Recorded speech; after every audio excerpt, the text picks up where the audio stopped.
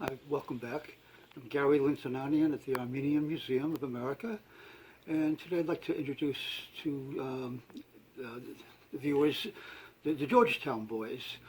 Any Canadian Armenian knows this story, but most American Armenians do not. Georgetown is a small town in Ottawa. Uh, After World War I, the Near East Relief had set up orphanages for the orphans in Istanbul, Constantinople. But as Ataturk's army was approaching, they had to flee immediately, and so they ended up setting up these compounds on the island of Corfu for these children. And the conditions were pretty bad there for all these kids jammed together. And so they needed help, and they asked the Canadian government if the Canadian government would be willing to help, and the government did. And they announced that they would accept 50 children initially in order to under the care of the government itself. And they set up a school for it in Georgetown, agricultural school. This is actually we have the original announcement here about this, that the agreement that they're going to take the children for there.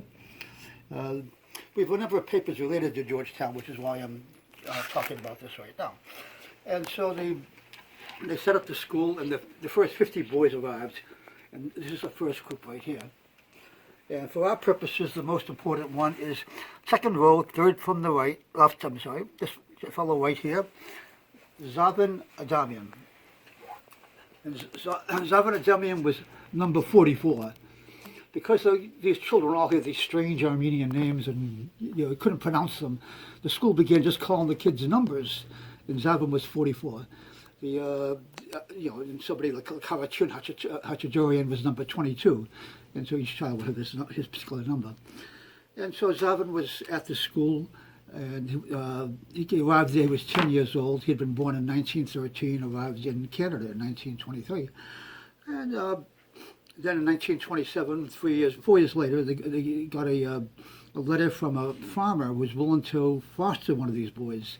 He actually was looking for somebody younger, but they said, well, we have this 14-year-old boy, Zavan, who would be perfect if you're willing to foster him. And so the McIntoshes, the names of the family was McIntosh, took the boy under foster care. And he became a foster son, and he also was a worker. At the school, they were training him to be farmers, and so he was a farm laborer. And a year later, we got a letter from the Department of Immigration, who had gone to the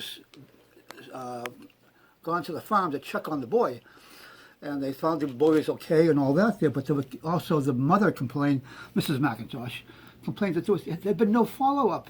We haven't seen anybody since he arrived here from the school to check on him. What is this? They should be doing some sort of follow-up.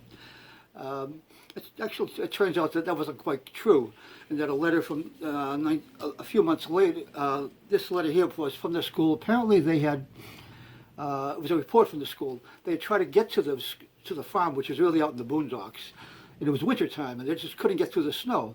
So what they did is they phoned the farm, and they spoke to the wife, and they asked her, how's the boy going and all this there, and she said, oh, he's fine, everything's going well and stuff. The only problem is that he dropped out of school. And, why did he drop out of school? It says, well, he kept getting bullied by the other children who were making fun of his thick accent and his funny mannerisms and the custom stuff there, and he got tired of that. He won't go back to school again. And so I don't know if Zavan ever actually went back to school after that. But when he became an adult, he took odd jobs around the country. This was when he was 34 years old, he became a Canadian citizen.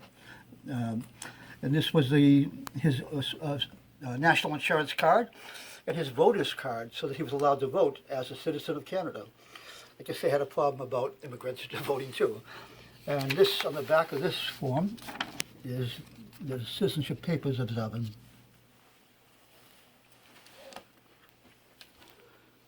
And so Zavan moved around a lot. He eventually ended up working in a paper warehouse. And this is him running a forklift in the warehouse here. And this is a photo of Zavan. And right here, of course, this is at a social function. I don't know which function it was, unfortunately. But this other picture here is an important function. This was a political rally, 1977, and he Zavin is right here, and that is Pierre Trudeau, the Prime Minister of Canada. And you can see some of the signs from the political rally in the background here. And so this is one of the high points of his life, this photograph. This is an important, okay, and with this letter here, this is a letter which is from Galatia, the church where he was baptized. And you're sending him the information that, yes, you were baptized at this church. You're the son of Garabed of Sebastia and Anna, and the name of the priest that had baptized him. This was very important because of a controversy among the children. As I mentioned, they sometimes just call the children by their number. Hey, 13, get over here, etc. But they decided that all these strange Armenian names, let's make them names that people can pronounce. So give them good, names. And so Zavin and Damian, they said, we're going to call you Angus Arden from now on. And Harry and Harachun Hachadorian became Harry Koch, etc. And some of these children accepted it. I mean, a lot of immigrants did this. My wife's grandfather's name was Harachun, but he always called himself Harry. Very common. But some of the kids really objected to it. And the argument was, they've killed our parents, our homes, they've taken away our land, our culture. The last thing we have is our names. These are the names we were baptized with, and please don't steal our names. And to support their argument, they would have these records showing what the original name was. This was very important for their identity as far as their church records. This whole issue comes up very important with Alma because of because of the role of Paul Badukian. Paul Badukian, of course, is one of the museum's largest donors. Many of the finest objects in the collection are from the Badukian collection, a world-famous person on coins.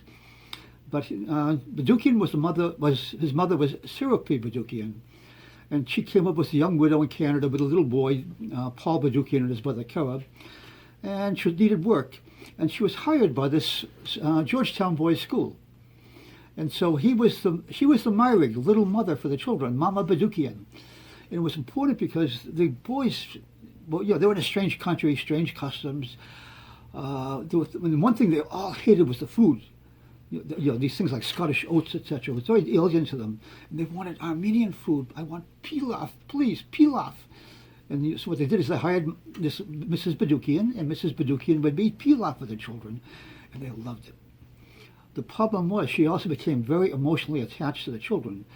And so every time there was an argument between one of the children and the staff or the board of the school, she would take the child's argument. She'd act as the advocate for the child.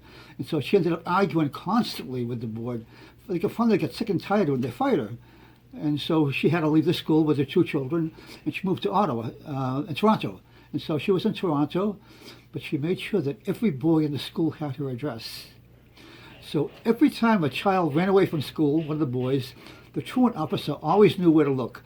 Sooner or later, he was going to show up in Toronto at Mrs. Badukian's house. And they all did, because she was the one to represent them, and she'd, again, act as the advocate for the school, whatever the issue was. Wonderful woman. And her son grew up to become the wonderful man, the supporter of the museum.